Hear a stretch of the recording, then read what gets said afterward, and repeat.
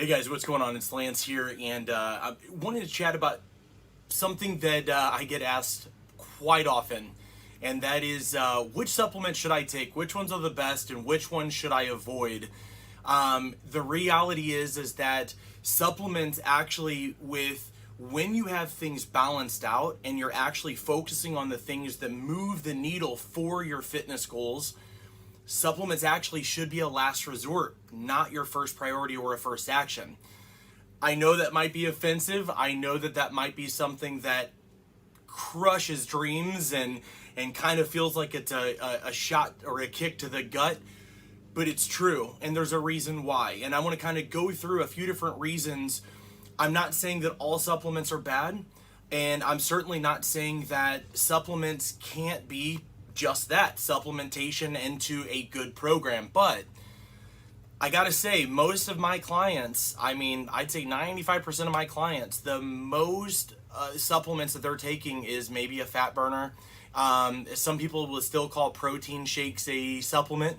That's a dietary supplement, not a fitness supplement, and certainly not a performance enhancing supplement. We're going to talk about a little bit of all of that today. In all honesty, the last thing that I want to do is to offend anybody, but I get so bent out of shape watching so many people get distracted and start spending money and start buying into this hope that now all of these $300 worth of supplements that I just got, along with my willingness to get up at 4 a.m. on Monday and start this, and and it just starts off with this whole concept of rigidness and this hope and faith in that if I do some of this stuff with these supplements, I'm gonna get the results that I want. And the problem is, there's multiple problems, but one of the big problems is that I used to see is that it ends in defeat. People spend all of this money on these things that simply will not bring results, and then they're defeated. And then they start working harder or doing things that are even more disordered, is whenever we're talking about sustainability for fitness. And the thing of it is, are there other ways to do things than the way that Lauren and I do? Absolutely. But Lauren and I, our focus is not on just getting the fastest results possible. If that's the sort of thing that you're looking for, we're never going to be the coaches for you. Can we get our clients even faster results than what we do? Absolutely. Is it going to be at the expense of their sustainability and possibly even feeling defeated and shamed while they're trying to do it if it's not dialed in? Definitely. We've seen it a million times. Our focus is not on trying to get somebody the fastest or the greatest transformation in the shortest amount of time. Our focus is teaching people how to no longer be a client of a personal trainer and fitness coach, to no longer be a customer of all of the ebooks and supplements and fad diets out there, but to finally actually walk in the shoes of a fitness coach, like what Lauren and I do. I don't have to worry if I were to break a leg and gain 30 pounds because I couldn't work out and maybe I just wasn't eating well. I know exactly how to get the weight off. I know exactly how to build the muscle that I want. I know exactly how to keep myself in shape, and so does Lauren. And not only just that, it's one of those things that it's not just about knowing what to do as far as the fitness aspects. It's also knowing how to keep yourself and get out of your own way when it comes down to actually practicing this thing long enough to get results that are sustainable. So nevertheless, I just wanted to kind of throw out that disclaimer to say that our focus is on sustainability and what we call permanent transformations, and not what we know as temporary makeovers. So there again, before watching this, just understand that is why I don't want people spending money on things that are unnecessary, that don't move the needle on their goals. And I definitely want to make sure that people are getting the straightest path to get where they want to go and understanding what might be down the road. You're going to see a left turn, a right turn, there's a branch in the way, this sort of thing. That's what you get on a GPS versus a map. Our goal is to teach people how to actually use a GPS rather than a map. A map is going to tell you, like, you go this way, you make a right, and so on and so forth. If you follow this, it's not going to tell you if there's a downed power line, if there's a tree in the way, if there's construction going on, or if there's whatever it is, or it's not going to tell you where gas stations are necessarily. GPS is going to do that, where it's going to warn you if something's coming up, delays ahead, make a left, or hey, you've taken a wrong turn, go ahead and spin back around. That is what our system is versus the standard, do this thing, follow this thing, do this, and stay with us forever and we'll keep you fit. So without further ado, I want to jump in on why supplements are a last resort and not a first action when it comes to what we do for our clients and our focus. So number one, they distract us from the actions that we need to make because we're expecting the supplements to do the work. Now, that's not 100% the case, but the fact is that I see that more often than not, that it does not cause people to work harder. Now, I will say that there are people who are already working hard. Then when they get supplements, they work harder. Now, that's somebody who's already in a program, already doing something and building consistency. That's not the same. Those individuals who don't consistently work out and eat in any sort of manner that's consistent to move the needle on their goals, those are the individuals, and I've been there, we fall prey to doing this, expecting the supplements to work and basically kind of flubbing a little bit more, or just simply not really taking the time to build and do the due diligence to make sure that that doesn't happen.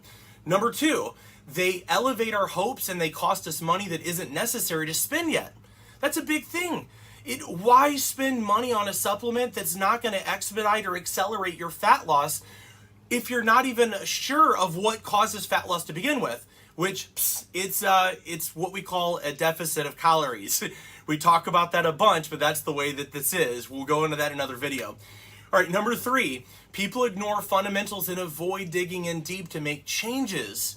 That's a huge thing, just like what I mentioned at the beginning here, is that we begin to kind of rest on some sort of hope and expectation that this supplement is going to do more than what's capable because we've bought into the marketing and what somebody else says and so on and so forth, and not really realizing the difference between causation and correlation.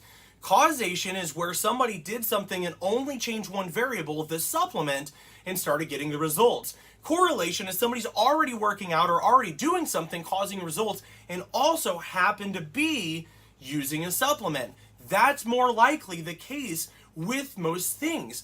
And I'm not trying to dismiss every supplement, and I realize many of those who do network marketing will swear by they've got the greatest supplement in the world. And I'm not trying to be brash here, but it's most likely you don't. You don't have something that is going to do all the work for you.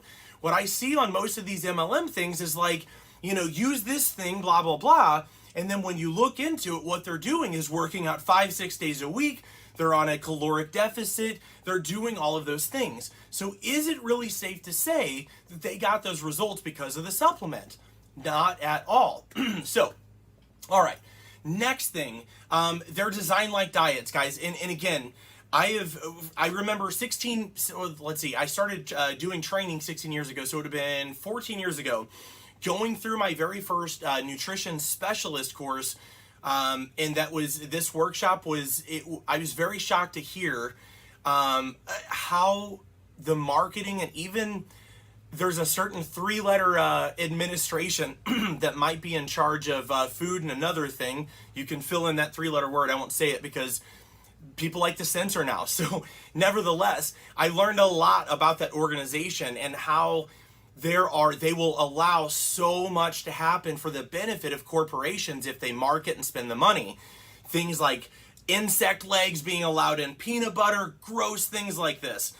Certain fecal matter, these things are crazy. So again, if I were to mix these letters up, there would be a D, an F, and an A, but just spin those around, you'll figure out those letters.